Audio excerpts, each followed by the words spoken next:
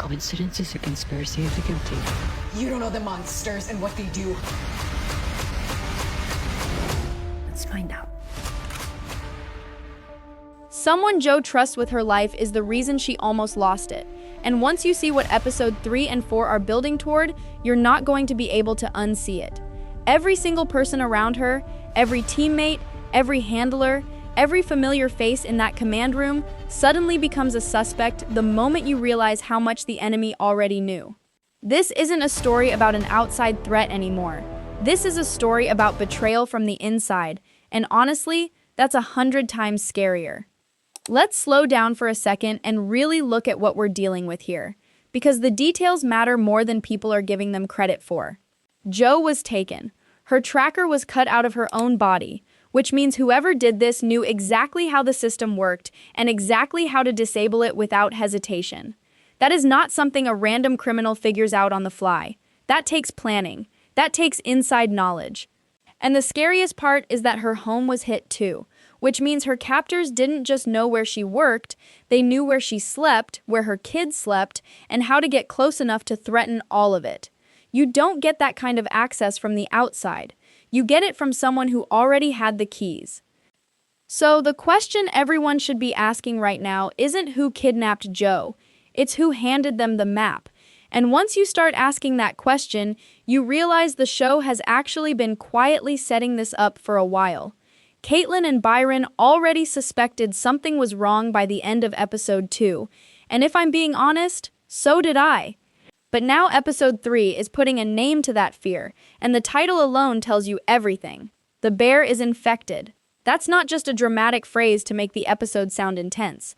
That's the show flat out telling you the infiltration everyone was afraid of has already happened, and now the real fight is figuring out how far it has spread before it's too late.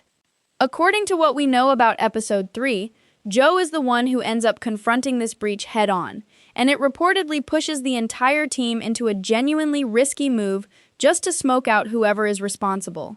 Think about how big of a decision that actually is for someone like Jo. This is a woman who has spent years protecting this program, who doesn't take unnecessary risks, who plans everything carefully because she knows exactly what's at stake if something goes wrong. If she's willing to gamble like this, it tells you she already believes the threat is sitting inside her own circle, and she is done waiting around while more people get hurt because of it. And that's exactly where things get uncomfortable for everyone watching, because once you start actively hunting for a mole, trust completely falls apart. Every glance means something. Every hesitation gets a second look. Every convenient excuse suddenly feels like it's hiding something bigger. So let's actually go through the people who could be behind this, because the show has been quietly building suspicion around more than one character this season, and honestly, some of these theories are more convincing than others. Cruz is probably the first name a lot of you are already thinking of, and I get why. She's always been the character with the most conflicted relationship to these missions. All the way back to season 1, she questioned whether going after Amrohay was even the right thing to do. She's someone who has openly struggled with the morality of what this program actually does, and characters like that usually end up being the ones a show sets up as a potential traitor. But here's the thing, I don't think it's that simple.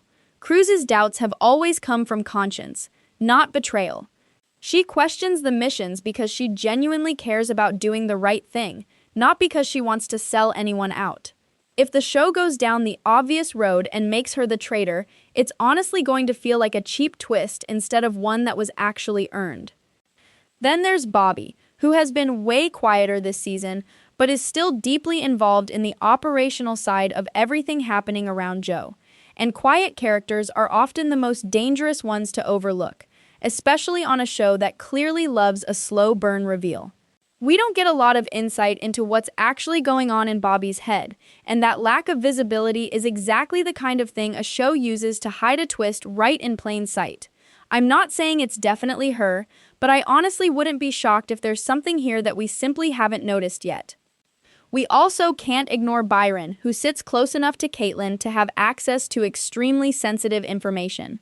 If someone wanted details about Jo's identity, her home, and her daily patterns, someone working that close to command would have exactly the kind of access needed to leak it.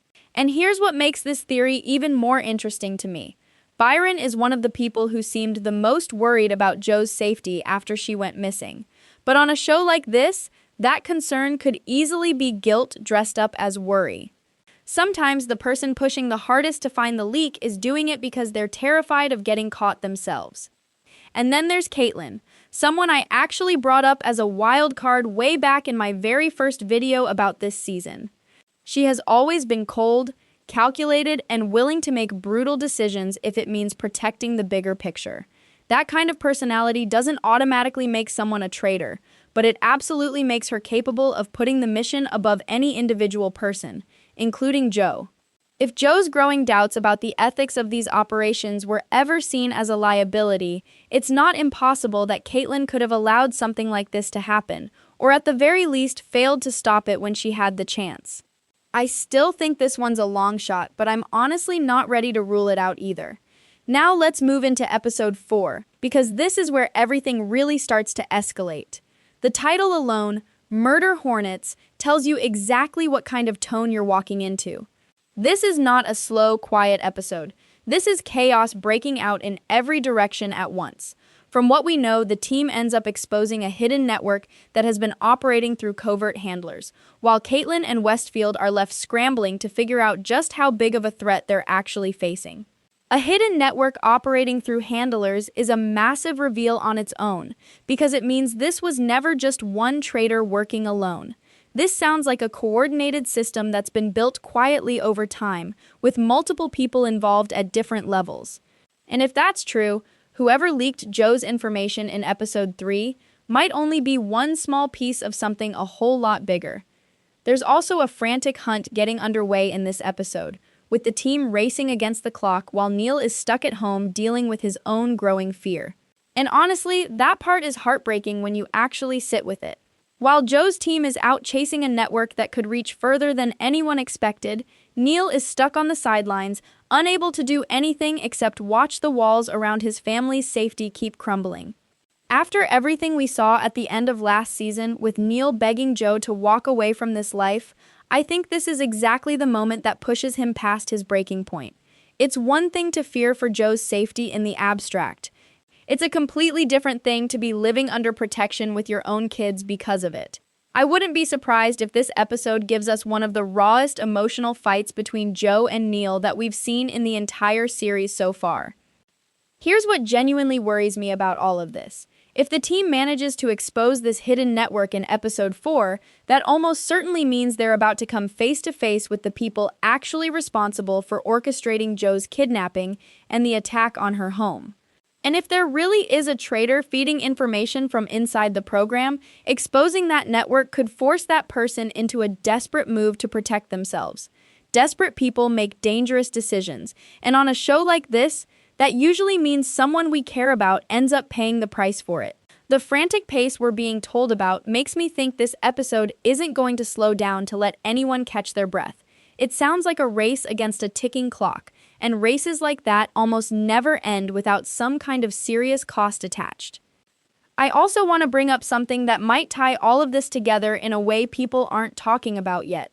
Remember how this entire storyline started, with a Ukrainian-Russian double agent working out of Georgetown University, someone who came to the team specifically asking about Alexei Yurimov. Double agents by nature live in that gray area between loyalty and betrayal, and it's very possible that this same contact, or someone connected to them, ends up playing a much bigger role in this infiltration storyline than we originally assumed. What if the breach the team is hunting for in episode 3 isn't actually a new problem at all, but traces all the way back to that very first meeting at Georgetown? If that's the case, then this so-called traitor might not be someone brand new to the story. It could be someone who has been quietly compromised since the very beginning of the season, hiding in plain sight the whole time without any of us noticing. At this point, I honestly think the smartest theory isn't that we're looking for one bad actor. I think we're looking at a chain. Someone on the inside likely passed along a small piece of information, maybe without even fully realizing how dangerous it would become. And that piece got picked up by a much larger network operating through handlers, exactly the kind of thing episode 4 is reportedly building toward. That would explain why the attack on Joe's home felt so calculated, and why her kidnappers already knew exactly how to remove her tracker without any hesitation at all. This wasn't the work of amateurs. This was the work of people who had been preparing for a long time, using inside information that should have never left the walls of this program in the first place. So here's where I land heading into these two episodes. I think episode 3 is going to give us the first real confirmation that someone close to Joe has been compromised, whether they meant for it to happen or not. And I think episode 4 is going to force that infection out into the open in the most chaotic way possible, putting Caitlin, Westfield, and the entire team in a position where they can no longer ignore how deep this whole thing actually goes. Neil's fear at home is only going to get heavier with every passing episode, and I have a feeling we're getting closer to the moment where he finally puts his foot down and asks Joe to walk away from this life for good. Whether she actually agrees to that, though, that's a completely different question, and honestly, I don't think it's going to be that simple for her.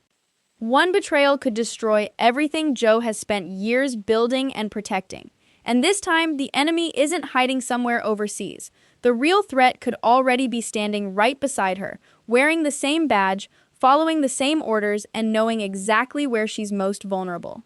After everything that happened at Joe's home, and after realizing her location may have been exposed from inside her own operation, episodes 3 and 4 are about to take this story into a darker place than we've seen before. Joe isn't just hunting an enemy anymore, she's hunting someone she trusted. And the biggest question isn't whether there's a traitor inside this operation. It's how long that traitor has actually been there without anyone catching on. If the person responsible has access to classified information, the team's movements, and Joe's personal life, then nobody around her can be considered fully safe, not even the people she trusts the most. Episode 3 picks up right in the middle of the fallout from her home being exposed, and it leaves her with one terrifying realization. This breach didn't come from an outside hacker or some random intelligence failure. Someone with real knowledge of the operation may have deliberately opened that door, and that changes absolutely everything about how Joe has to move forward from here. Joe understands that if the enemy was able to find her location this easily, then someone may have been watching her movements for a long time without her even realizing it.